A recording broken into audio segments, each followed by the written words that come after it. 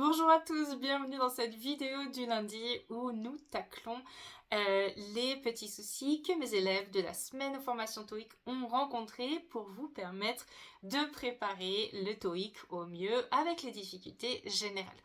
Donc cette semaine en formation, mes étudiants ont eu plus de difficultés sur la partie 6 et plus précisément sur décider laquelle des phrases choisir, parce que vous le savez, ou vous le savez peut-être si vous commencez à vous préparer au TOEIC, que dans la partie 6, vous avez 3 questions qui sont les mêmes que celles de la partie 5, donc qui ne nécessitent pas de lecture, c'est juste de la grammaire ou vocabulaire, et vous avez toujours pour chacun des textes une phrase à choisir parmi 4 options. Ça pose très souvent problème, tout simplement parce qu'il faut comprendre le contexte. Alors avant d'attaquer, je vous rappelle la méthode, elle est super importante pour ne pas vous emmêler les pinceaux.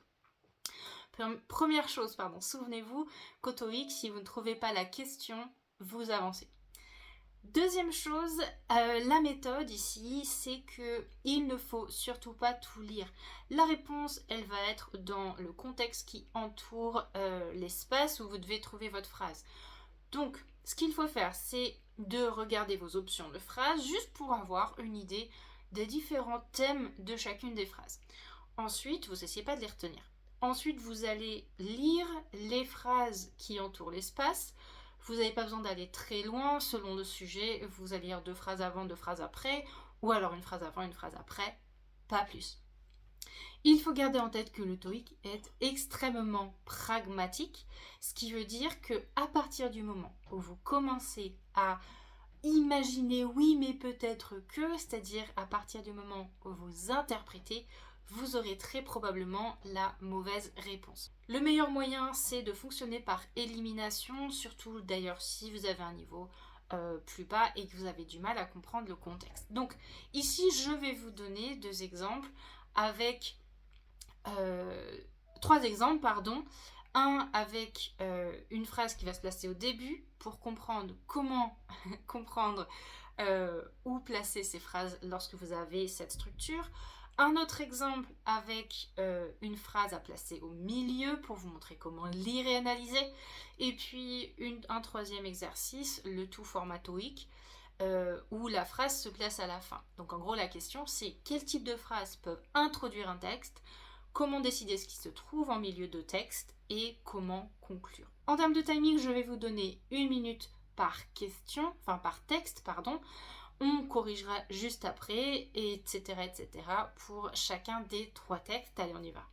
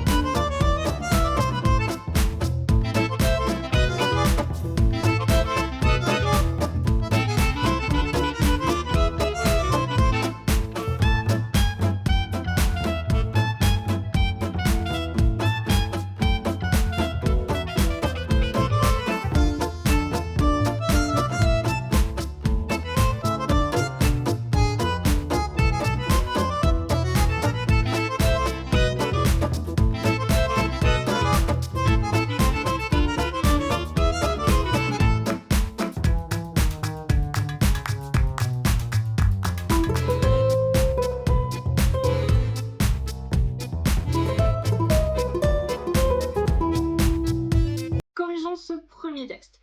Donc ici, nos réponses étaient, donc là on avait l'espace au début, nos réponses étaient Thank you for attending our annual general meeting last week. La B, our company is expanding its operations across Europe.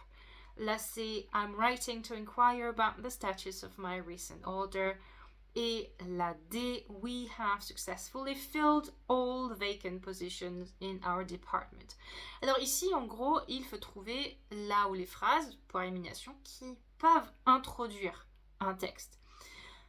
Ici, lorsque pour la réponse A, si on lit « Thank you for attending our meeting last week », ce serait étrange de commencer par un remerciement alors que, eh bien, on ne sait pas de quoi on parle. Donc ici, en réalité, on va l'éliminer un peu directement parce que ça ne pourrait pas trop se placer au début du texte.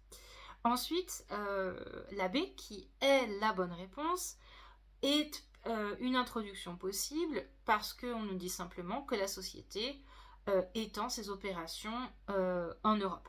On garde toujours attention, point d'interrogation, une fois qu'on pense que c'est la bonne réponse, parce qu'on ne sait jamais. Donc là, on va considérer que c'est la bonne réponse. Ouais, ça l'est, mais pour le travail. Après, on va sur la 3. Je vous écris pour vous demander blablabla. Bla, bla, bla. Donc, je vous écris pour demander, peut-être une phrase d'introduction également, donc on va la garder pour voir si ça peut marcher. Et puis la D, we have successfully filled, on a réussi à remplir tous les postes libres, disponibles. Ça serait très étrange de commencer par dire ça parce que ça voudrait dire que en fait on n'a pas vraiment d'intérêt à dire ce qu'on va dire ensuite. Donc il nous reste la B et la C ici. Et donc la manière dont on va décider laquelle de ces options c'est, c'est tout simplement avec nos mots-clés. Je vais commencer par la C qui n'est pas la bonne réponse.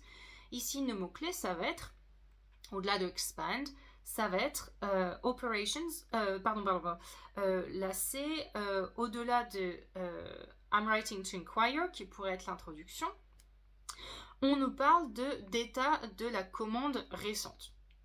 Donc on va regarder si on nous parle de commande. Et encore une fois, on n'a pas besoin d'aller au-delà des 2 premières phrases. Donc si on regarde la première phrase, on nous parle de recherche d'un project manager. Donc déjà, a priori, c'est un nom. Hein.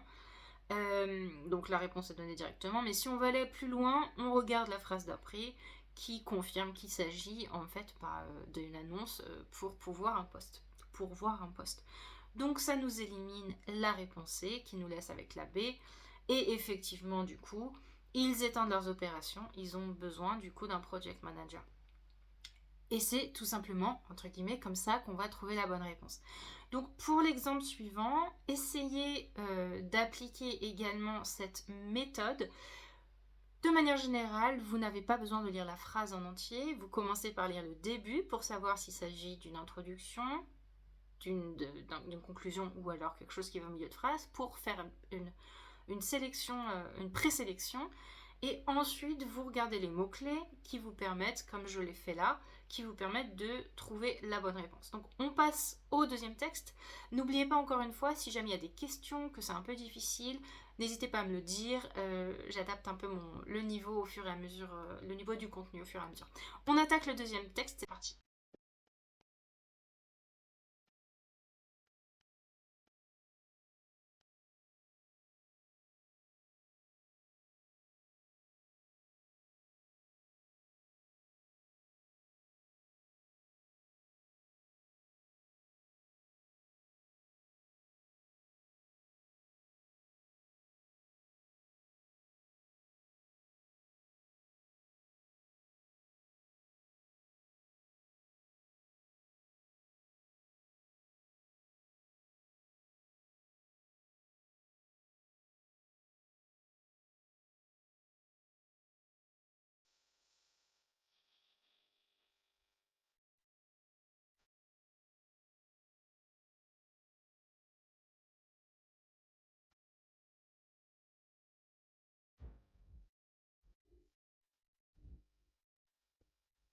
Alors, le deuxième texte peut être un peu plus compliqué. Enfin, en réalité, c'est pas forcément plus compliqué, mais c'est peut-être plus compliqué d'aborder lorsque l'espace, la phrase à trouver se situe en milieu de phrase.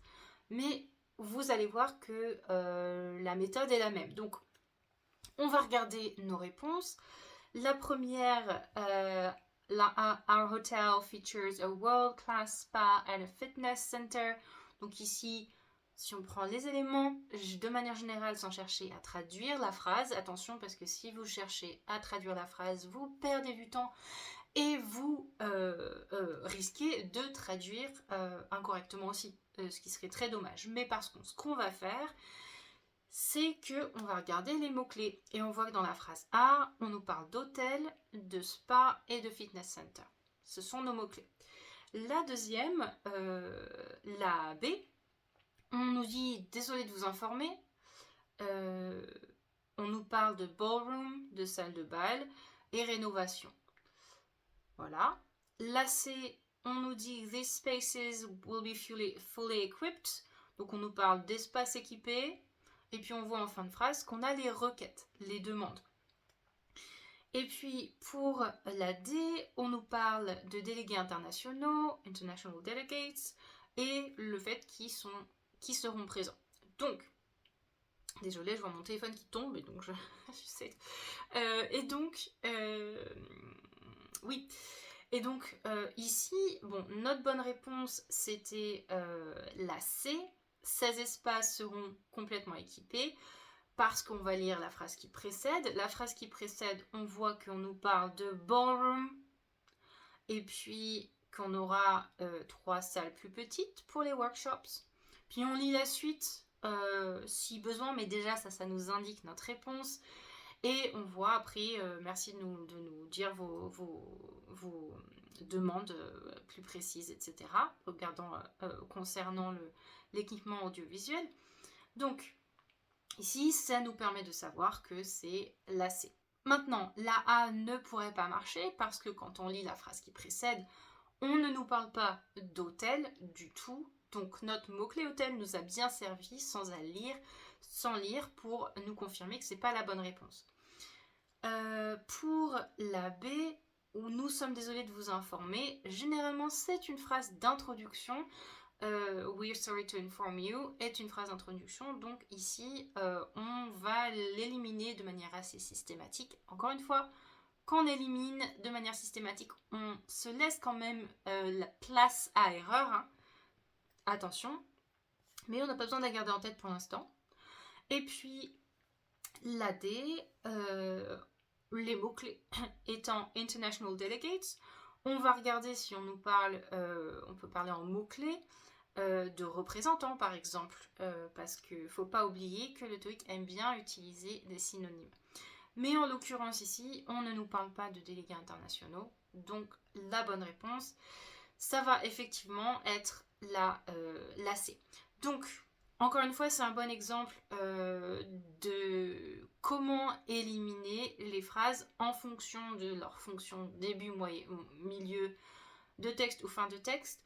Et une chose, du coup, vous l'avez vu, vraiment à repérer et à faire systématiquement, c'est de fonctionner en mots-clés pour savoir de quoi on nous parle dans les phrases, pour pouvoir chercher ces mots-clés ou leurs synonymes dans le texte et surtout de ne pas traduire les phrases pour ne pas perdre de temps et ne pas se tromper et puis surtout ne pas interpréter. On va passer au dernier exemple qui est avec la phrase à trouver en fin de texte. Donc on garde en tête pour l'exercice qui suit le fait qu'on a besoin d'une phrase qui conclut. C'est parti.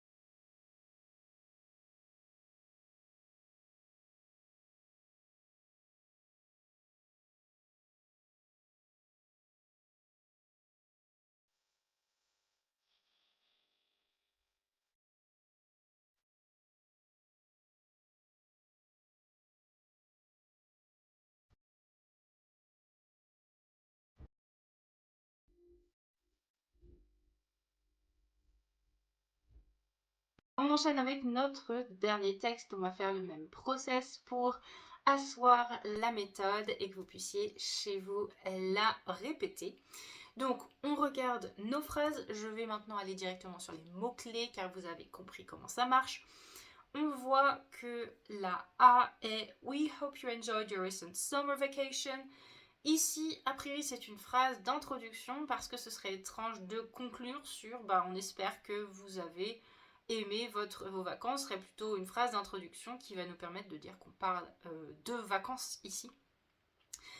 La B, on voit les mots-clés « normal operations ». Et on voit que ça recommence lundi matin. La C, on nous parle de maintenance annulée, erreur technique. Et puis la D, on nous dit please ensure that all windows remain open. Assurez-vous que toutes les fenêtres restent ouvertes pendant l'hiver. Ici, comme on est sur une phrase de conclusion, on va avoir besoin d'utiliser la phrase B. Encore une fois, on regarde ce qui précède et on voit que on recommande aux employés d'éviter de venir au bureau avant 16 heures. Donc, en l'occurrence, on va se dire, ok, quand on regarde la phrase, on va dire, ok, qu'est-ce qui se passe pendant 16 heures? Donc, on va dire la phrase d'avant pour voir si cette phrase d'avant nous éclaire sur le contexte. Et donc, on voit que dans la phrase d'avant, on parle de techniciens qui travaillent de 9h à 4h de l'après-midi et où les températures du bâtiment peuvent augmenter de manière importante. Et du coup, quand on se réfère aux phrases, on voit que la B nous dit « Normal operations and cooling will resume on Monday morning ». Ça répond au fait que les employés ne viendront pas au travail durant ces horaires et que, en fait, la situation va se résoudre parce que les techniciens sont en train de travailler sur le problème. Et voilà, on est arrivé au bout de cette vidéo. N'hésitez pas si vous avez des questions sur le contenu ou si jamais il y a des choses que vous aimeriez savoir, des notions, je pourrais vous faire une petite vidéo justement sur le sujet. Les formations TOEIC sont ouvertes de mai à début septembre avec plusieurs formations cet été. Il n'y a que 5 places par formation, donc ça part vite. N'hésitez pas à vous inscrire. Ça permet un suivi individuel en groupe parce que je vous fais un programme individuel hors session ensemble pour que vous puissiez progresser à votre rythme. Les formations individuelles, elles, ouvrent à partir de la semaine du 11 mai. Je n'ai de place par semaine que pour une seule personne et c'est en journée. Donc pareil, ça se remplit vite. Je vous retrouve dans une prochaine vidéo lundi sur un nouveau sujet. N'hésitez pas à aimer, à partager, abonnez-vous pour aider la chaîne à grandir et pour que de plus en plus de personnes puissent justement profiter de ce contenu gratuit. Je vous dis à lundi et passez une bonne journée.